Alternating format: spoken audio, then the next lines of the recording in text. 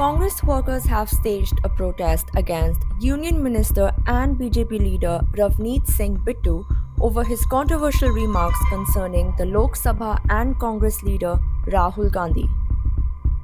The demonstration took place outside the Delhi Congress office, with police detaining several protesters.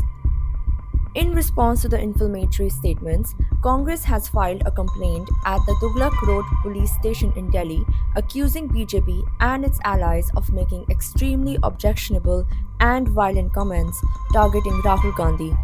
Congress President Mallikarjun Kharge has written a letter to Prime Minister Narendra Modi urging strict legal action to prevent the further degeneration of Indian politics and ensure no untoward incidents occur.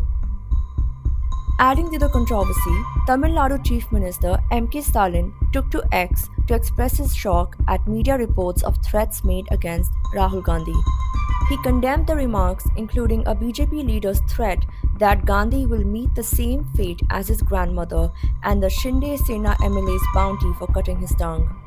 Stalin asserted that these vile acts of intimidation, spurred by Gandhi's growing public support, are deeply troubling. The Tamil Nadu CM called for swift action from the union government to ensure the protection of the leader of the opposition and to reaffirm that intimidation and violence have no place in India's democracy. Mallikarjun खड़गे जी ने भाजपा के शीर्ष नेतृत्व को पत्र लिखा है कि ये जहरीले, नफरत, हिंसा भड़काने वाले राहुल गांधी जी के खिलाफ जो बयान भाजपा के नेता दे रहे हैं उसे रोकिए, लेकिन भाजपा खामोश है। क्यों? क्योंकि ये सब कुछ जो भाजपा के नेता जहर उगल रहे हैं वो भाजपा समर्थित है। ये पूरा एक अकेला राहुल गांधी ही क्यों इनके निशान पर ये सवाल उठता है, क्योंकि आज सच्चाई यही कि वो नेता सदन के अंदर हो, सड़क पर हो, देश में हो, विदेश में हो, भाजपा की नफरत की राजनीति के खिलाफ मुखर है। इस तरीके की बयानबाजी, चाहे वो माल में राहुल गांधी जी की जीभ काट के लाने की बात हो या उनका हर्ष इंदिरा गांधी जी जो हमारी आयरन लेडी थी, हमारी मां समान नेता थी, देश की मजबूत प्रधानमंत्री थी, उनका जो हर्ष हुआ उसके ऊपर टिप्पणी करने वाले लोग हो। मैं साफ कहना चाहता हूं, मैं इन लोगों से इनकी मानसिकता के ऊपर बस प्रश्न चिन्ह लगाता हूं कि ये क्या सोचते हैं और किस वजह से माननीय राहुल गांधी जी को रोकने की ये कोशिश कर रहे हैं। नहीं, ये बहुत ही घटिया तरह के स्टेटमेंट है। मैं इनमें देखिए, इसके मेरिट में कोई क्या जाए। इसमें हिंसा भड़काने की बात है, इसमें वो लोग अपनी मानसिक घटियापन दिखा रहे हैं कि उनका ना कोई चरित्र है, ना कोई कल्चर है। और बहुत माने तो भारतीय जनता पार्टी के अंदर में जो रियल उनकी संस्कृति और संस्कार हैं, ये उसको दर्शाते हैं।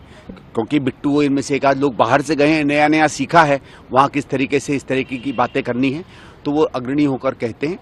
और इसमें आश्चर्य की बात नहीं है मेरे लिए, लेकिन लोगों को हो सकती है कि प्रधानमंत्री की कोई प्रतिक्रिया नहीं है। अरे, लीडर ऑफ ऑपरेशन है, कैबिनेट रैंक का आदमी है, उसके खिलाफ लोग हिंसा भड़काने की बात करते हैं, उनके अंगों पर प्रहार करने की बात करते हैं।